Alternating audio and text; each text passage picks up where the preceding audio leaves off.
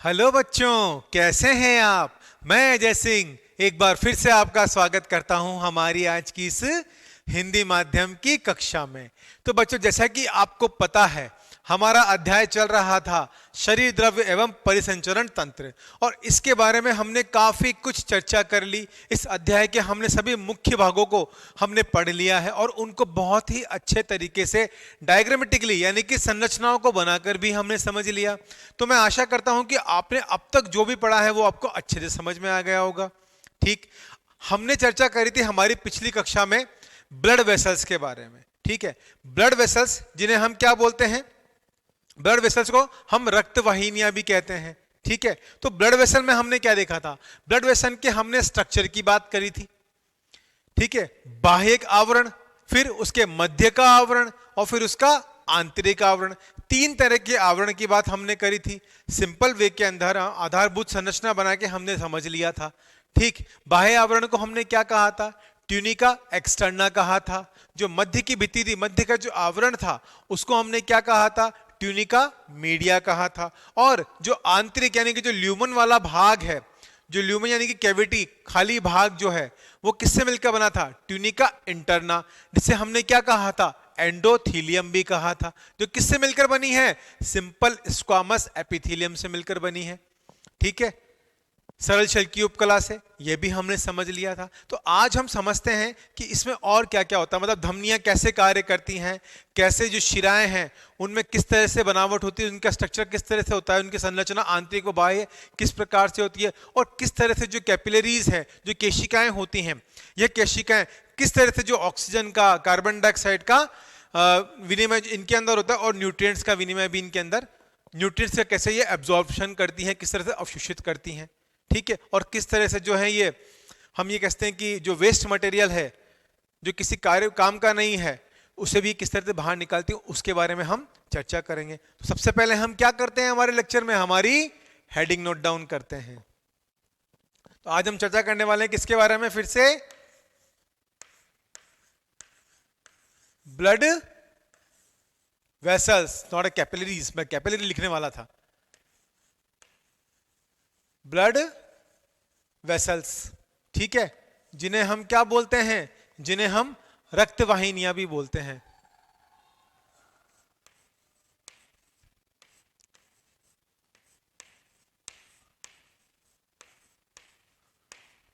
रक्त वाहिनियां, आ गई है बात समझ में, आ ही गई है। चलिए एक बार फिर से हम क्या करते हैं, एक छोटा सा रफ डायग्राम फिर से हम बना लेते हैं, जिसमें हमने क्या देखा था।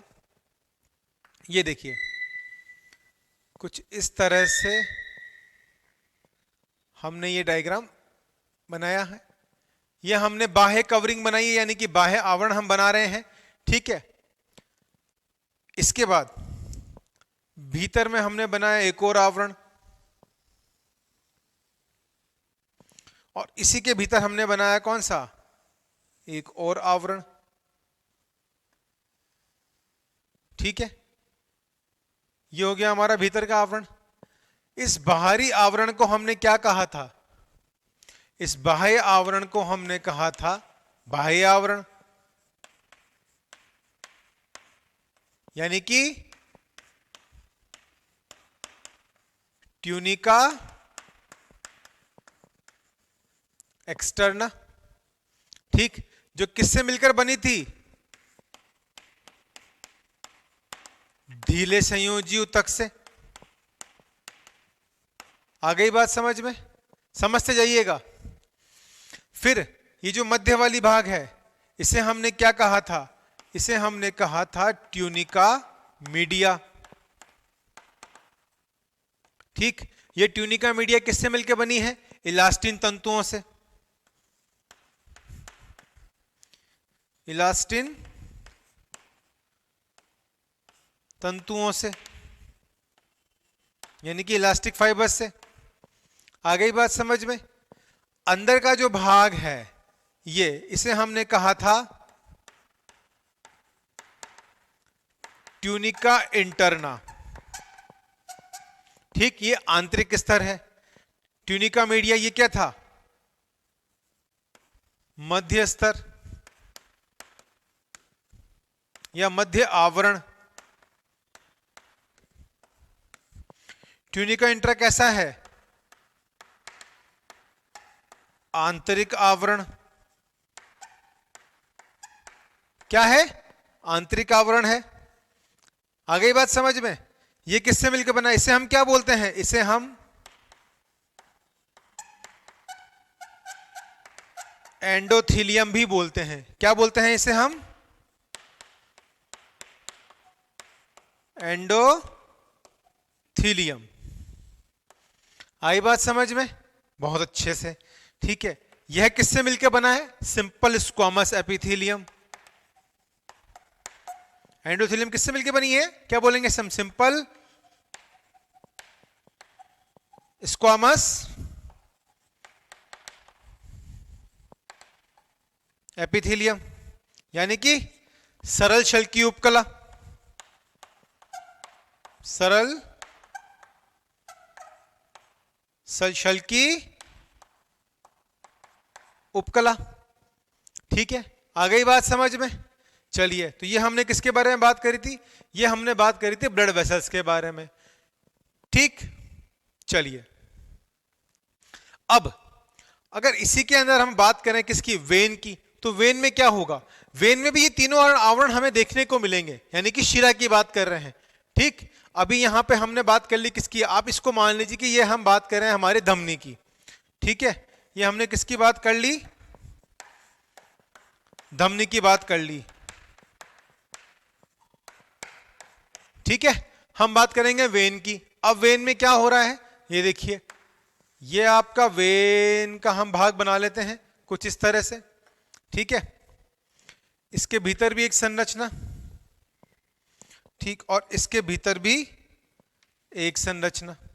तो इसका भी बाह्य आवरण क्या है? इसका भी बाह्य आवरण ट्यूनिका एक्सटर्ना कहलाएगा। ठीक है, क्या कहलाएगा? बाह्य आवरण क्या कहला रहा है? Tunica externa. तथा ये जो मध्य का आवरण दिखाई दे रहा है आपको, ठीक, ये जो मध्य का आवरण है ये क्या कहलाएगा? ये भी आपका कहलाएगा मध्य आवरण, या फिर ट्यूनिका मीडिया। आई बात समझ में? और जो आंतरिक आवरण है ये आपका क्या कहलाएगा? Tunica interna. ठीक, आंतरिक आवरण।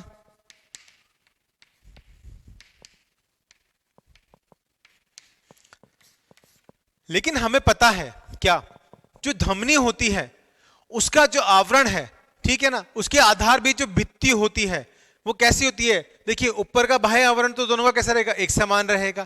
ठीक, लेकिन यहां पे क्या होंगे? जो धमनी उपस्थित होगी, धमनी के अंदर हम कह सकते हैं कि धमनी में वाल्व जो है वो अनुपस्थित होते हैं, जबकि जो शिराएं होती, जो वेन्स होती हैं, इनके अंदर क्या होते हैं? वाल्व उपस्थित होते हैं। पहली चीज तो ये होती है। ठीक, दूसरी हम बात करें जो इसकी मध्य की जो भित्ति होती है वो कैसी होती है? आर्टरीज में, क्योंकि इसमें ब्लड का जो प्रेशर होता है, रक्त का प्रवाह होता है, वो अत्यधिक होता है। ठीक है, आर्टरीज में जो प्रेशर है ये क्या करती है? इसमें ऑक्सीजनेटेड ब्लड यानी कि शुद्ध रक्त रहता है, तो इसमें जो प्रेशर होता है ना वो बहुत ज्यादा होता है। ठीक, और ये हमारे जो शरीर है उसमें डीप सीटेड होती हैं, यानी कि आंतरिक भित्ति में बहुत अंदर तक धसी हुई होती हैं। ठीक, इनमें होता है प्रेशर ज्यादा, तो इनकी जो भीत के बीच की जो भित्ति होती है वो कैसी होती है? मोटी होती है। और अगर उसी कंपेयर में हम बात करें शिरा में, यानी कि वेंस के अंदर, ये क्या है? शिरा अर्थात वेंस। तो वेंस में जो मध्य वाली भित्ति होती है वो कैसी होती है? पतली होती है, क्योंकि इनमें क्या कैरी होता है? डीऑक्सीजनेटेड ब्लड, यानी कि अनाक्सीकृत या रक्त या अशुद्ध रक्त इसके अंदर जाता है। ठीक है ना, तो धमनी क्या कार्य करती है? धमनी कार्य करती है जो हमारा शुद्ध रक्त है, ऑक्सीकृत रक्त है, उसको क्या करती है? यह हृदय से अंगों तक ले जाती है। ठीक है, पूरे शरीर के अंदर इसको प्रवाहित करती है। ये कार्य किसका होता है? धमनी का होता है। और जो शिरा होती है, यानी कि जो वेन्स होती हैं, ये क्या करती हैं? हमारे शरीर से रक्त को इकट्ठा करके वापस कहां पहुंचाती है? हृदय तक पहुंचाती है। ठीक है, तो दोनों का काम क्या है? अलग अलग है, लेकिन अगर हम दोनों की बनावट की बात करें तो बनावट में ज्यादा फर्क नहीं होता है। ठीक, धमनी में किसी प्रकार के कोई वाल उपस्थित नहीं होते हैं, जबकि हमारी जो शिरा होती है उसके अंदर वाल उपस्थित होते हैं। ठीक, यहां पर एक एक्सेप्शनल होता है, किस चीज का? यहां पर एक एक्सेप्शनल यह है कि जो पल्मोनरी आर्टरी है, फुफ्फुसी धमनी जिसे हम कहते हैं, वो क्या करती है, उसको कैरी तो क्या करना चाहिए, ऑक्सीजनेटेड ब्लड कैरी करना चाहिए, यानी कि उसको लेके क्या जाना चाहिए, शुद्ध रक्त लेके जाना चाहिए जिसमें ऑक्सीजन की मात्रा हो, लेकिन वो लेकर कैसे जा रही है, अशुद्ध रक्त। और यहीं पर जब वेन की बात करें हम, तो वेन जो है पल्मोनरी वेन, इसको क्या लेके जाना चाहिए, अशुद्ध रक्त लेके जाना चाहिए, लेकिन ये क्या लेके जाती है, पल्मोनरी वेन कहां जाके खुलती है, लेफ्ट एट्रियम में। ठीक, ये क्या लेके जा रही है, ये शुद्ध रक्त लेके जा रही है। तो ये दो एक्सेप्शनल है इसके अंदर, ये आपको ध्यान रखने हैं। आ गई बात समझ में? किस तरह का कोई डाउट होना ही नहीं चाहिए, क्लियर समझ लिया हमने इस चीज को। आ गई बात, दोनों डायग्राम्स को देख लिया आपने। ठीक, अब देखिए, हमें पता है कि जब धमनी और शिरा यानी कि वेन्स, ये दोनों, इन दोनों के बाद जो हमारा न्यूट्रिएंट्स है वो कहां जाता है? ठीक है, एक चीज होती है हमारी, तीसरी वो होती है हमारी कैपिलरी। हमें पता है कि जो ब्लड वेसल्स हैं, ठीक है ना, हमने दो तरह के सिस्टम पढ़े हैं। ठीक, एक तो हमारा होता है पल्मोनरी वेसल्स कह सकते हैं हम, और एक सिस्टमिक वेसल्स कहते हैं। ठीक, दो तरह की हमने पढ़ी हुई हैं, पल्मोनरी वेसल और सिस्टमिक वेसल। तो अब ये जो ब्लड वेसल्स, ये भी तीन प्रकार से विभाजित हैं। कौन कौन से? धमनी, शिरा और क्या हमारी केशिकाएं, जिन्हें हम क्या बोलते हैं, कैपिलरीज बोलते हैं। ठीक, ब्लड कैपिलरीज। आ गई बात समझ में? अब ये कैपिलरीज कैसे बनती हैं, देखिए। कैपिलरीज कुछ इस तरह से हो सकती हैं, इसके लिए हमें ब्लू चॉक की रिक्वायरमेंट होगी। एक सेकेंड आप देखिए, चलिए देखिएगा आप, हम बात करते हैं यहां पर कि जो हमारी जो आर्ट्रियोल्स हैं, ठीक है, हम आर्टरीज की बात कर रहे हैं, जो हमारी आर्ट्रियोल्स हैं वह किस में खुलेंगी? आर्ट्रियोल से बनेगी फिर हमारी आर्टियर कैपिलरी, ठीक है, और वेनस कैपिलरी, दो तरह से ही डिवाइड होगी। देखिए दोनों हम बात करते हैं। तो सबसे पहले हम बात कर लेते हैं इसकी, ये कुछ इस प्रकार से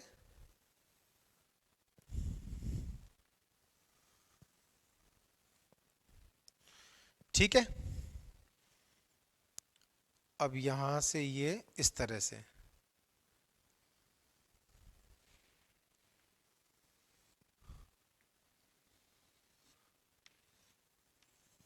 ये देखिए आप, ठीक है। चलिए, तो इसको तो हम क्या बोलेंगे, सॉरी इसे हम रेड से ही लिखते हैं। ये तो हो गई हमारी आर्ट्रियोली कैपिलरीज, यानी कि आर्टरी कैपिलरीज हो गई, ठीक है। और ये हो गई हमारी वीनस कैपिलरीज, इसे हम ब्लू से डिनोट करते हैं।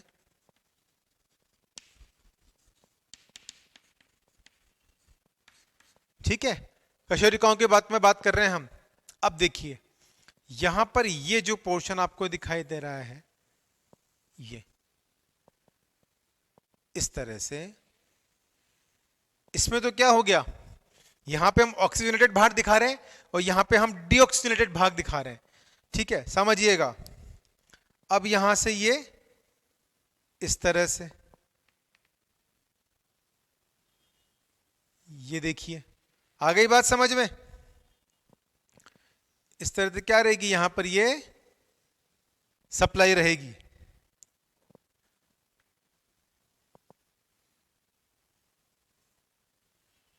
ये देखिए, तो इस वाले सिस्टम को हम क्या बोलते हैं, इसे हम केशिकाएं बोलते हैं या कैपिलरीज बोलते हैं। तो ये किसका डायग्राम हो गया, कैपिलरी का।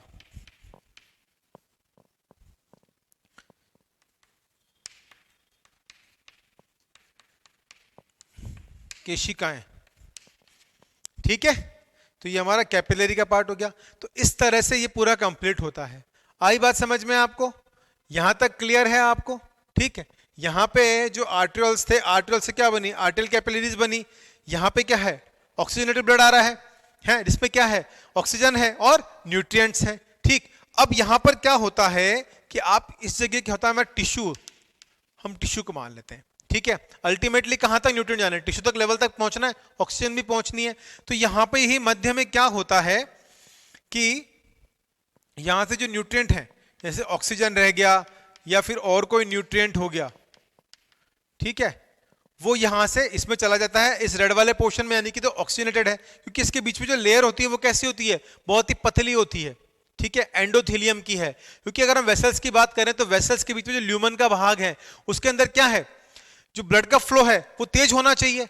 आर्टरीज में क्या होगा, तेज होगा, ठीक है, वेंस में भी फ्लो होगा, उसमें भी तेज होगा, पर इतना नहीं एज कंपेयर टू अगर हम बात करें धमनियों के अंदर, आर्टरीज में ब्लड फ्लो ज्यादा प्रेशर से जाता है, जबकि जो हमारी वेन्स है उनमें जो प्रेशर होता है वो कम होता है। हमारी वेन्स में वाल्व प्रेजेंट होते हैं, जबकि धमनियों में किसी प्रकार के कोई वाल्व या कपाट उपस्थित नहीं होते हैं। आ गई यह बात समझ में? तो यहां से क्या वो ऑक्सीजन न्यूट्रिएंट आ गए, और यहां से वापस से क्या होगा, इसमें जो वेस्ट मटेरियल है, इसका जो वेस्ट मटेरियल है वो क्या है, ये कार्बन डाइऑक्साइड, ठीक है, वो वापस कहां आ गया, इस सिस्टम में, और इसके थ्रू वापस कहां पहुंच गया, हमारे हार्ट पे पहुंच गया, ठीक है।